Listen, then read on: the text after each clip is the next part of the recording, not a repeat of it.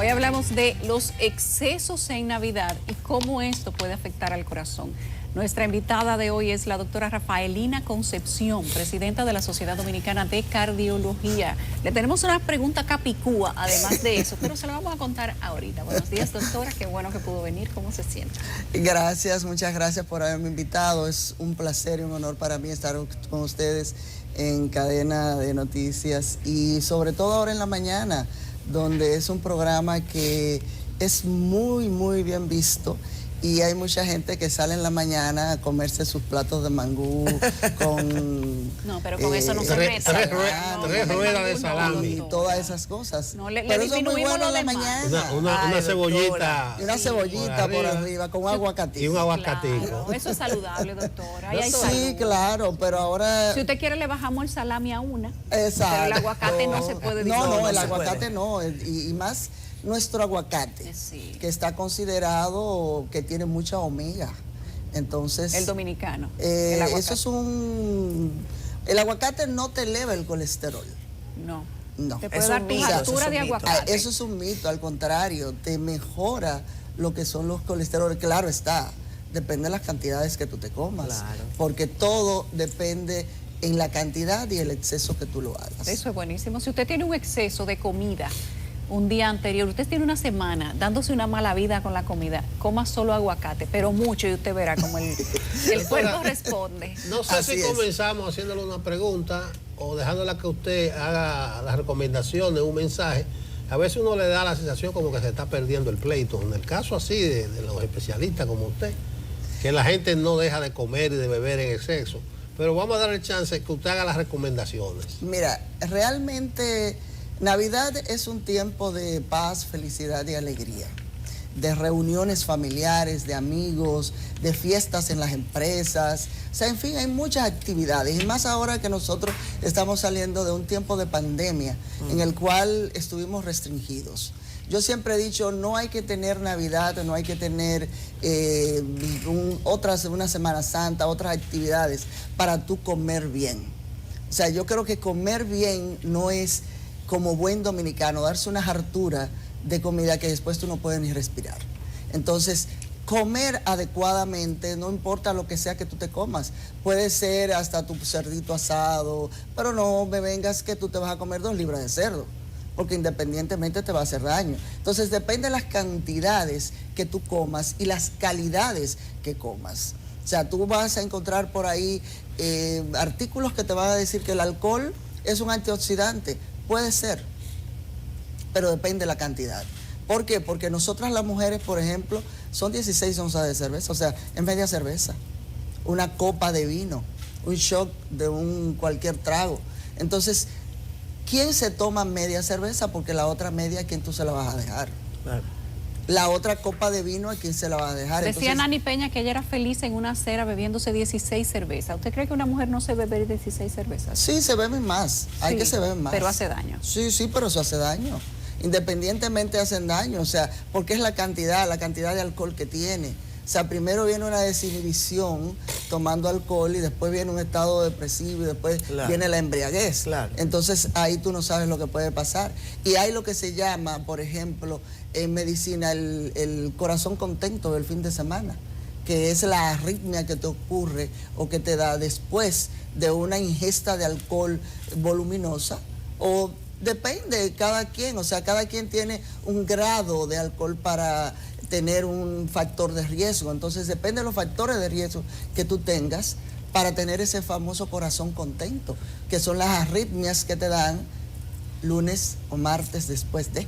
Doctora Concepción, qué bueno que usted está acá, porque además de preguntarle por temas relacionados a la salud cardiovascular de cara a las fiestas decembrinas, es bueno también hablar de bulos, de informaciones falsas relacionadas a la vacunación del COVID-19. Queremos saber cuál es la posición de la Sociedad Dominicana de Cardiología con relación a las vacunas del COVID-19. Han salido algunos elementos que indican que supuestamente hay coágulos en la sangre. ¿Cuál es la ciencia con la que ustedes están manejándose para esos fines? Esa es muy buena pregunta, y más ahora en este momento en el cual se le ha incriminado una serie de muertes a la pobre vacuna, por así decirlo. Sí, hay un documental que se llama Died Suddenly. Sí, o sea, hay muriendo repentinamente. documentos fehacientes de revistas cardiológicas. Hay uno que fue hecho por Nature que tuvo 6.3 billones de dosis.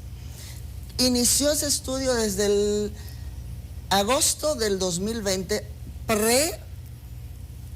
vacunación, hasta cuando se inició la vacunación, que fue hasta, si mal no recuerdo, agosto del 2021 fue el tiempo que tomaron, el rango que tomaron, en el cual hablaban de la incriminación de la vacuna en pacientes con miocardiopatías, con miocarditis, pericarditis y arritmias y muertes súbitas, de los cuales de 1 a 28 días pudieron ocurrir de 0.004% pericarditis, miocarditis o algún tipo de arritmia, 0.003 muertes súbitas en el rango de 1 a 28 días. Ya tenemos más de un año que nos hemos vacunado.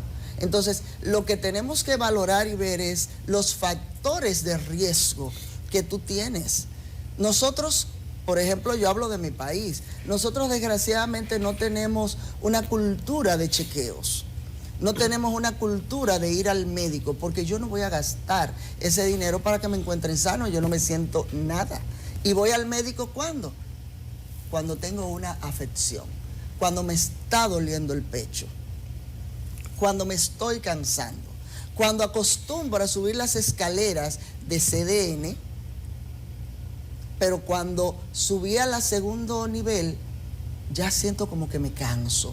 Ahí yo voy al médico. Pero ¿por qué no has ido al médico antes para determinar si realmente tú tienes un factor de riesgo? Hay que conocer unos números. Nosotros en la campaña que hacemos en la sociedad de Good for a Red Woman, que es en marzo, hablamos de conoce tus números: presión arterial, peso, glicemia, la frecuencia cardíaca, colesterol. Sabemos cuánto manejamos. Entonces nosotros mismos queremos engañar, por ejemplo, a nuestros médicos. Los pacientes diabéticos, por ejemplo, tengo cita con la doctora endocrinóloga para la semana que viene. Esta semana hago una dieta para que la doctora me encuentre bien y tengo una glicemia en 95. Pero cuando Rafaelina le hace la hemoglobina glucosilada, está en 12. Claro. ¿Ah? Entonces, no tienes ningún control. Entonces, ¿a quién tú estás engañando? Ese es el paciente sano que se muere y dice, ay, se murió y estaba muy bien. O sea que ¿Hasta estamos dónde? atribuyendo, doctora, por ejemplo, muertes súbitas a la vacuna cuando corresponden quizás al mal manejo de nuestra salud, a que no prestamos atención a factores de riesgo, etcétera. Mira, nosotros hicimos una encuesta ahora la semana pasada, estamos haciendo una encuesta que todavía no ha terminado. Hicimos el primer corte ayer. Teníamos una semana para hacer este primer corte con la sociedad. Esa encuesta la enviamos a las redes, o sea, al grupo de médicos, diferentes especialidades, para ver la cantidad de muertes súbitas que ellos habían tenido como médicos en su espacio de trabajo, ver los pacientes hipertensos que tienen, ver la hiperlipidemia. Y en esto tenemos el primer corte con 63 médicos, 5 días de la encuesta. ¿Y qué sucede con esto? La muerte súbita como tal no ha aumentado y no la incriminan a lo que es la vacuna. Sí podría incriminarse a lo que es la infección de la COVID-19, que puede afectar miocardio, puede afectar o acelerar algún proceso que tú tengas de comorbilidad. Eso sí, podría ser, pero tampoco tenemos un 100% de seguridad.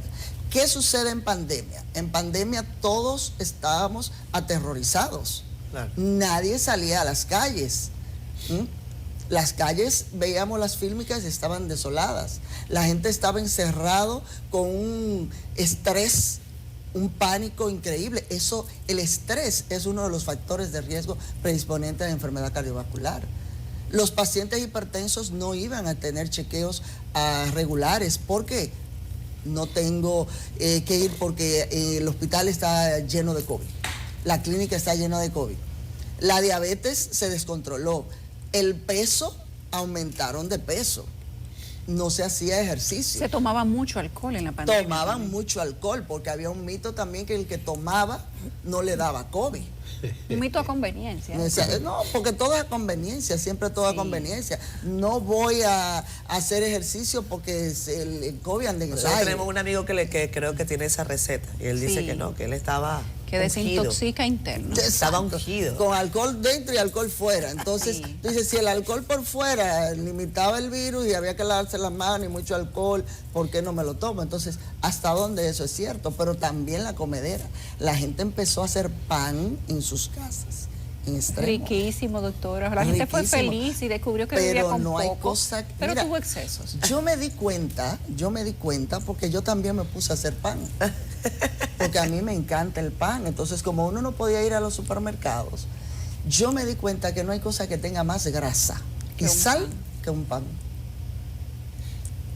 Todas las dos cosas hacen daño a nuestro organismo, la sal y la grasa. Y la grasa. Y son beneficiosas en un momento determinado, de las grasas malas, pero limitada. Entonces, la primera pregunta es las vacunas. Realmente los estudios no hablan que la vacuna te ha causado nada. Al contrario, la vacuna ha mejorado la sintomatología y la muerte por COVID. Porque no es que la vacuna te elimina el COVID, no te deja que no te dé COVID, no, te disminuye los síntomas. Doctora, se me está pareciendo usted a nuestro asesor financiero que tenemos los lunes, Diego Sosa.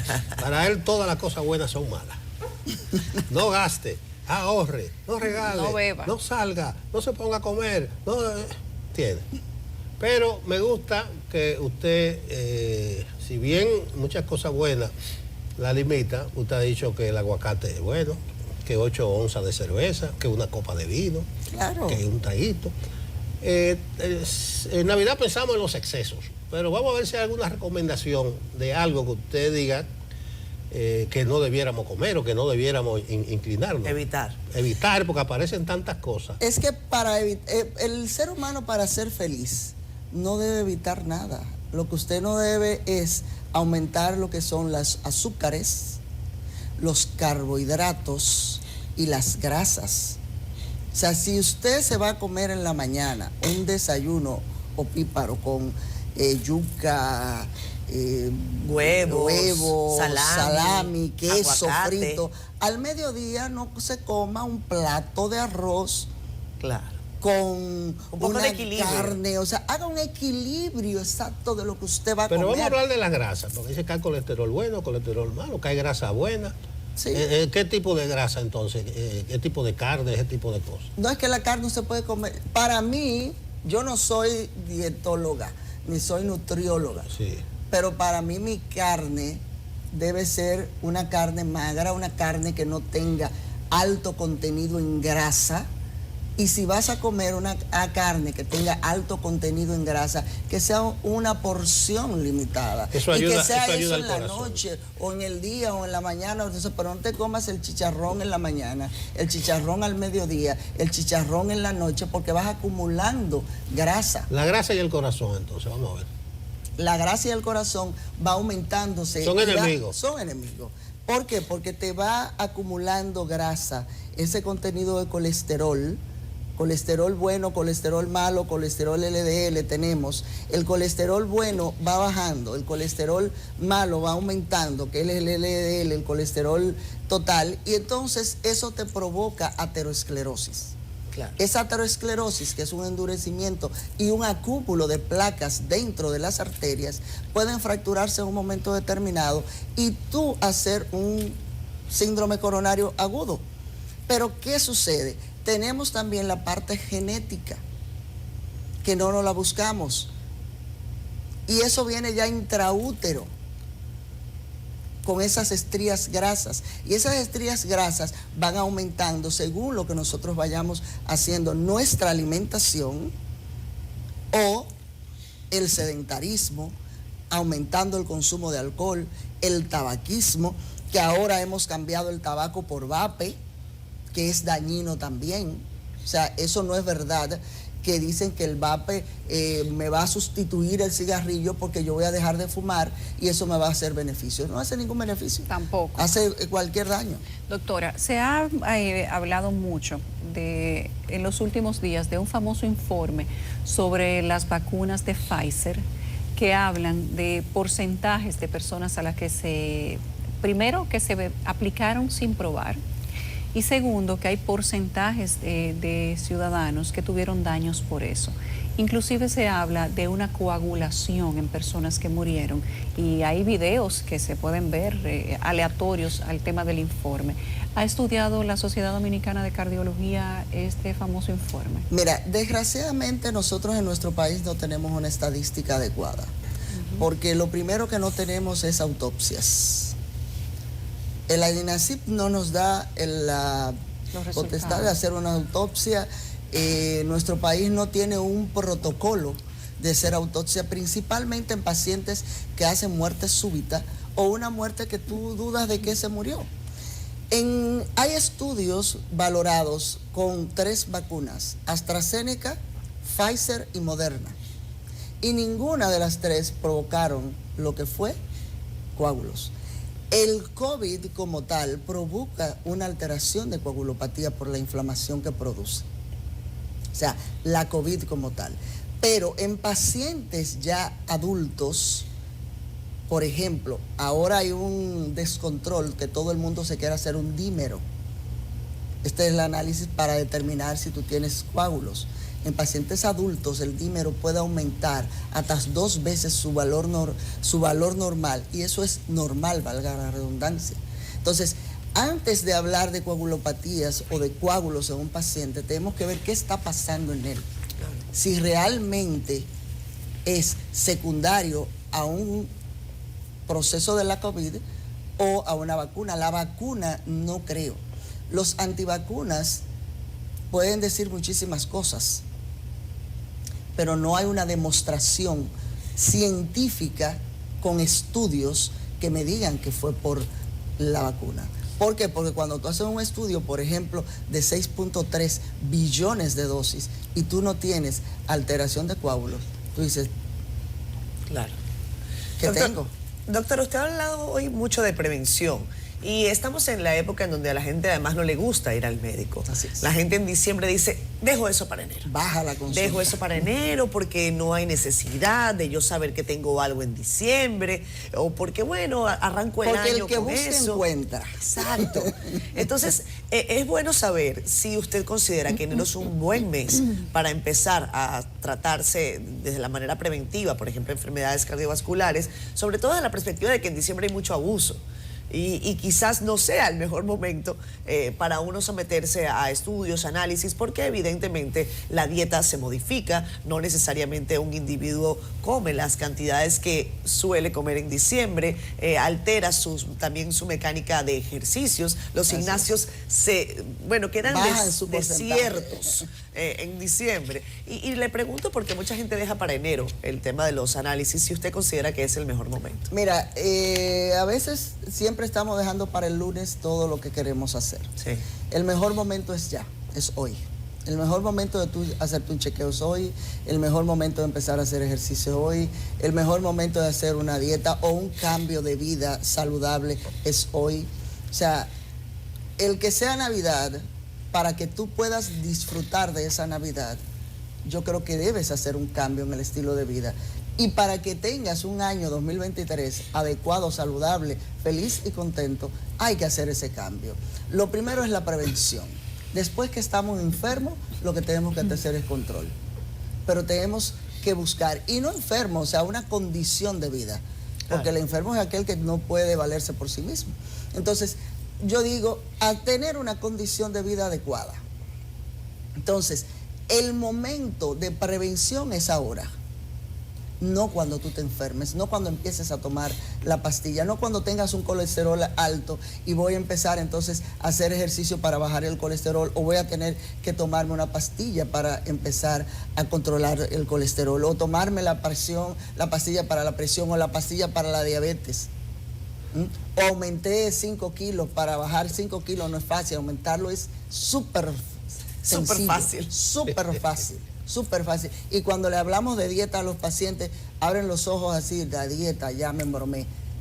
Entonces yo no hablo de dieta, yo hablo de cambio de estilo de vida.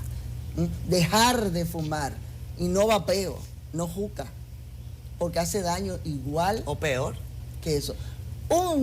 Una inhalada de vape equivale a 20 cigarrillos en tu boca. De vape. Pero es mal negocio. Una sola. Es un buen negocio. Bueno, un buen negocio Pero para el que lo vende.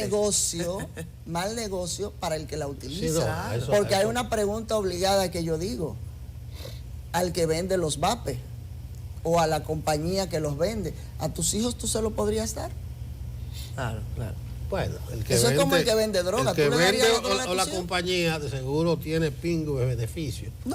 Y tiene quien lo incentiva. Te hablo de la dieta y la gente hace así. Sí. Pero no solo por la dieta, sino que las dietas resultan caras. Ahí viene un tema, el asunto de la medicina, que la medicina no es para todo. Las sociedades médicas especializadas han estado muy activas. No sé, la de cardiología, si también anda con estos pleitos. Igual. ¿Cuáles son las demandas de ustedes en esta confrontación con las ARS? Mire, en la confrontación de las ARS va en dos vertientes. Una con los pacientes y otra con nosotros los médicos. A nosotros los médicos nos están pagando 480 pesos por una consulta. Tenemos que cobrar un copago.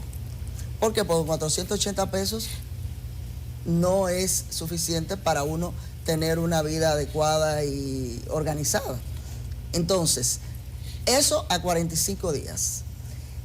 Los pacientes, por ejemplo, no tienen un servicio adecuado en lo que es el PDSS. ¿Qué sucede con esto?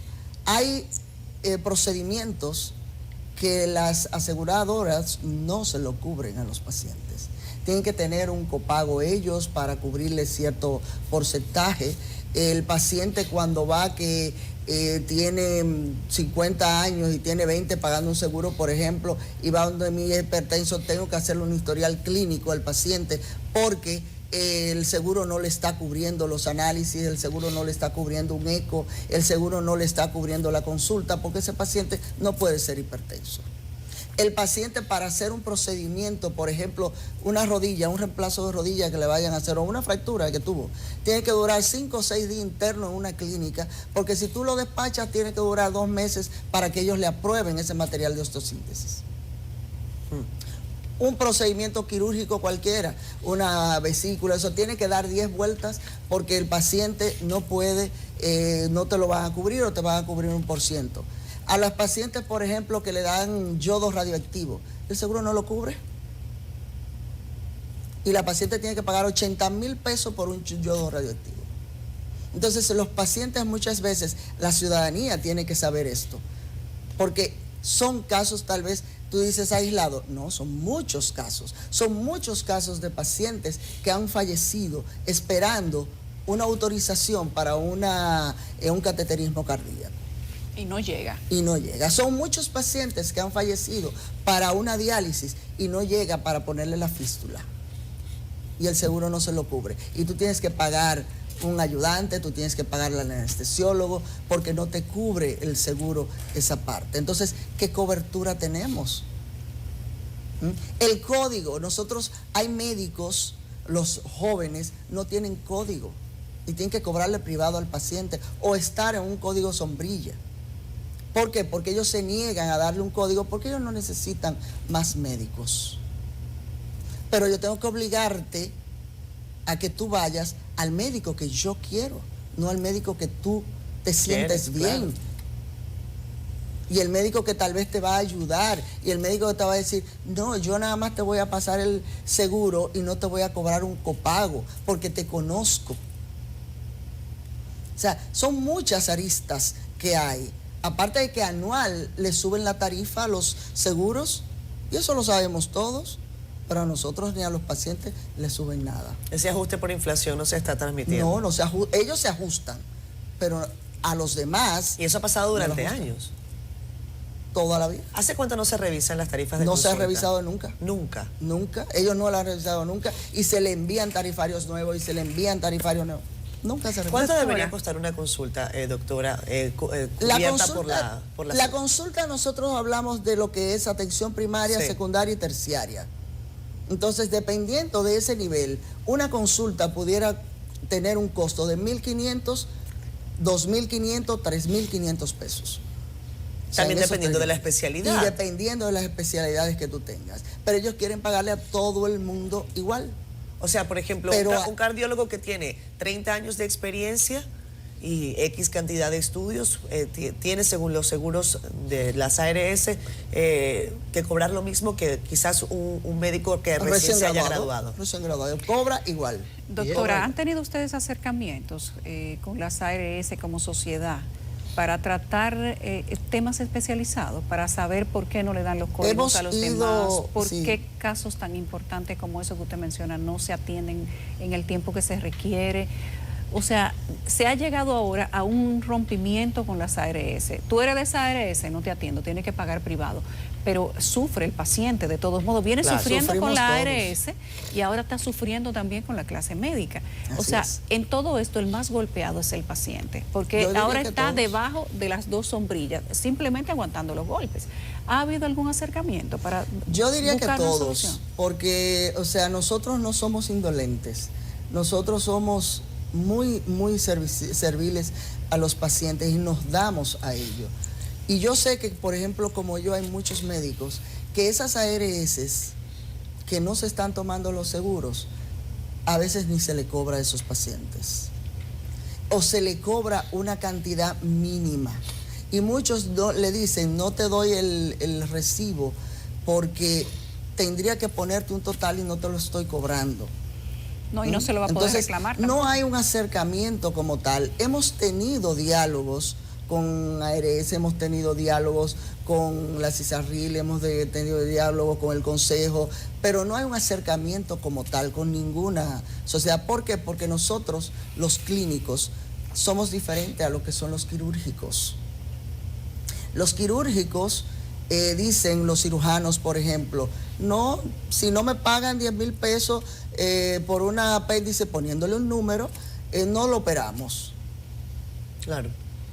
De una vez va la ARS y te dice, perfecto, te pago los 10,000 pesos. Por eso muchos quirúrgicos han tenido buenos acercamientos a la ARS, pero nosotros somos un grupo muy grande y no estamos pidiendo eso. O sea, por ejemplo, a una cirugía de columna te le pagan 200,000 pesos. Para yo ganarme como cardióloga 200,000 pesos, nunca me lo he ganado. Doctora, terminamos, pero En parece que es una trampa, porque ustedes, y más las sociedades que son especializadas, tienen que estar al último grito de la moda en cuanto a avances científicos y de tecnología. Pero eso corre por cuenta de ustedes, me imagino. Por cuenta de nosotros, y cuesta. Bien. Y cuesta.